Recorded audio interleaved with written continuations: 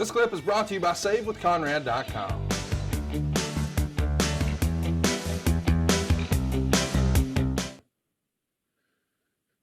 I'm looking here. It looks like I'm at ringside too there. I didn't really notice that at first. And I guess maybe this is probably a dark match that we called. Yeah, we got Flair there with, this is a dark match that we called. And it was not part of the TV taping. And a little bit. Okay.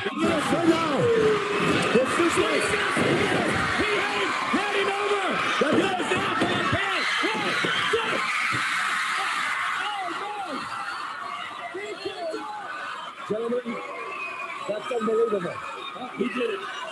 That's the prestige, Rick. It's the prestige. Holding that national heavyweight title. Dusty's not going to give up. He won't get. He got him up. Tully goes behind him.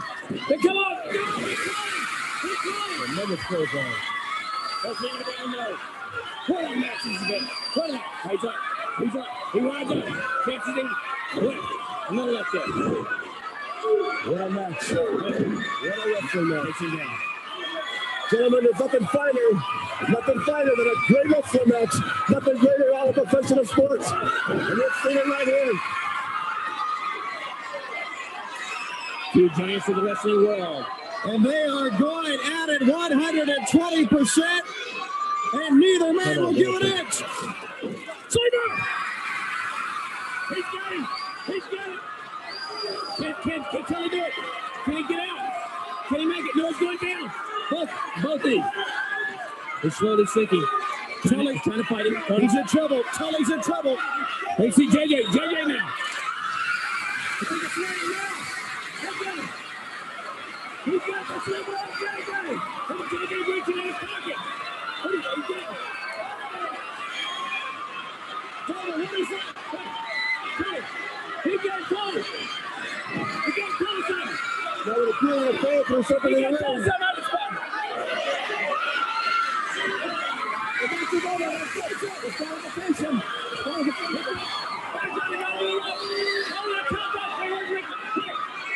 What's what Flair doing? Right there. Match is over. Match is over. It's not over. No, it's not. Hot Dusty now. Take him.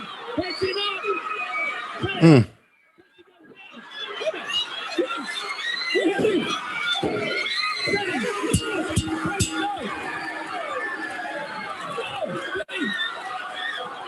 Tully Blanchard just pinned Dusty Rhodes. He just pinned Dusty Rhodes. Uh-oh, here we go.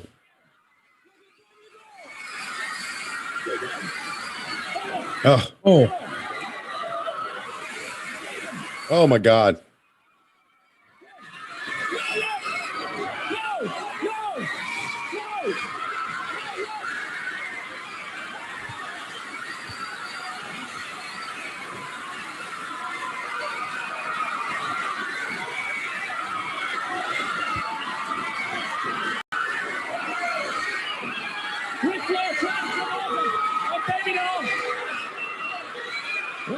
Tony, it's one of the best things I've ever seen in wrestling. It's fucking heat, isn't it? Did you hear the crowd? Oh my God. I mean, they were popping for everything. They popped for a goddamn sleeper. When have you ever heard a crowd erupt for a fucking sleeper? A hell of a freaking angle, guys. Yeah, hats off. Tip of the cap. Man. I don't know what to. Oh. You've got to go watch this. I know that a lot of our listeners don't actually do a watch along with us. They just listen. Right. You have to see this. Just the tease of them attacking Baby Doll off the top rope.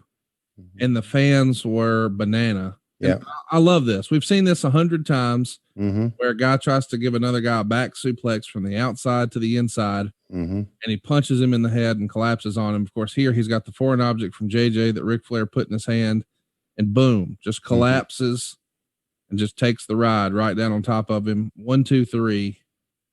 That's all she wrote. And Tully's your new national champion. And there's a lady there ringside. Oh man, they're going crazy. There's a guy who pointed his finger at Ric Flair as he was walking off. He was just livid. I was wondering when you talked about this angle before we saw it.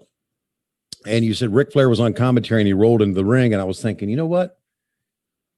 For the syndicated, when we were in Spartanburg and places like this, we didn't announce at ringside. We announced.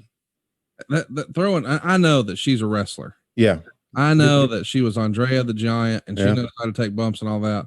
But JJ pulling her down by the hair, boy, that's heat, brother. Mm-hmm. How many times have we seen in clips over the years that scene of Flair on the top rope taking his tie off? So many packages, but in the context of what it was, and here he is, the American Dream. Certainly, I've seen you play over in your mind again and again. 20 hard times is selling on my house once again. Coming on this television week in and week out, talking about different things. It always seems to be hard time. Always hard time. Let me tell the National Wrestling Alliance something. Let me tell Jim Crockett something. Let me tell the referee something. Let me tell Ric Flair something. Let me tell Tully Blanchard something. Let me tell Arn Anderson something. You know, I usually get kissed with something like that.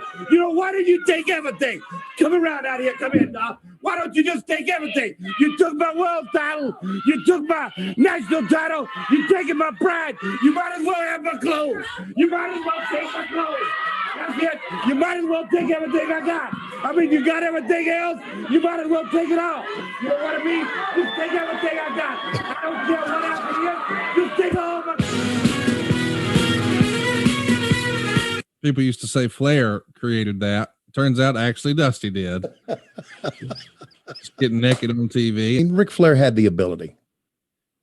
Again, I think I don't know. It's like going in the ring and being a natural in the ring, a wrestler.